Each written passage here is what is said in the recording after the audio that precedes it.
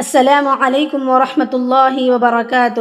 نحمدہ ونصلی علی رسولہ الکریم، اما بعد۔ عزیز سامعات، ذرا ایک لمحہ سوچئے، اگر آج آپ سے پوچھا جائے وہ کون لوگ ہیں جن کے بارے میں نبی صلی اللہ علیہ وسلم نے جنت کی خوشخبری سنائی، تو شاید ہمارے ذہن میں آئے بہت بڑے عبادت گزار، بہت بڑے عالم یا بہت خاص لوگ۔ لیکن جب ہم احادیث کو پڑھتے ہیں تو حیران رہ جاتے ہیں، کیونکہ نبی صلی اللہ علیہ وسلم نے ایسے لوگوں کو جنت کی خوشخبری سنائی جن میں شاید ہم سب اپنے آپ کو کہیں نہ کہیں پا سکتے ہیں۔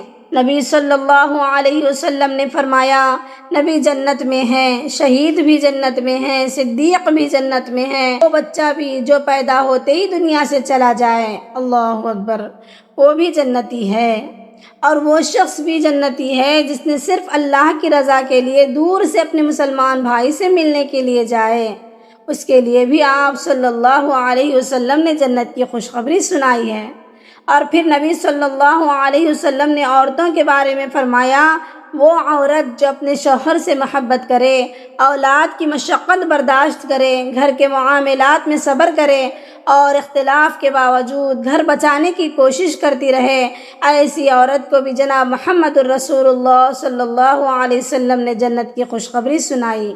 صرف یہی نہیں، ایک شخص آیا اور پوچھا، یا رسول اللہ صلی اللہ علیہ وسلم، اگر میں فرض نمازیں پڑھوں، رمضان کے روزے رکھوں، حلال کو حلال مانوں، حرام سے بچوں اور اس سے زیادہ کچھ نہ کروں، آپ صلی اللہ علیہ وسلم نے فرمایا، ہاں، تم جنت میں داخل ہو جاؤ گے۔ سوچئے، ہم کبھی کبھی جنت کو بہت دور سمجھ لیتے ہیں، حالانکہ اللہ نے راستے ہمارے لیے قریب ہی رکھے ہیں۔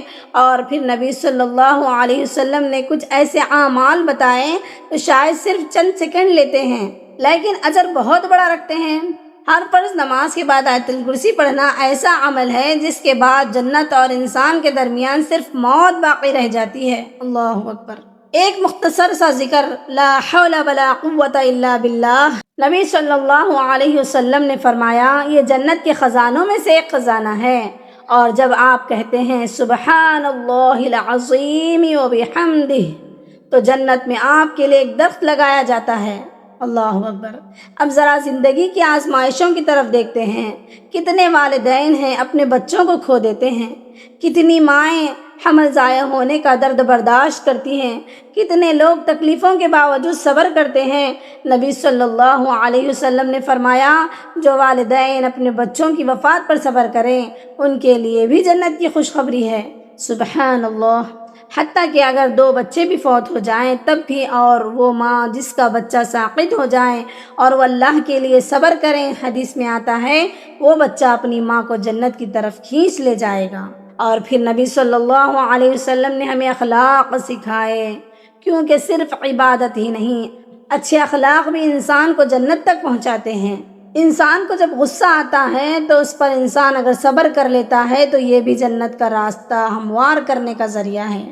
کوئی آپ کے ساتھ ظلم کرے لیکن آپ معاف کر دیں، یہ بھی جنت کا راستہ ہے۔ لوگ کسی مسلمان کی غیر موجودگی میں اس کی عزت پر حملہ کرتے ہیں اور آپ اس کا دفاع کرتے ہیں، یہ بھی جنت کا سبب بن سکتا ہے۔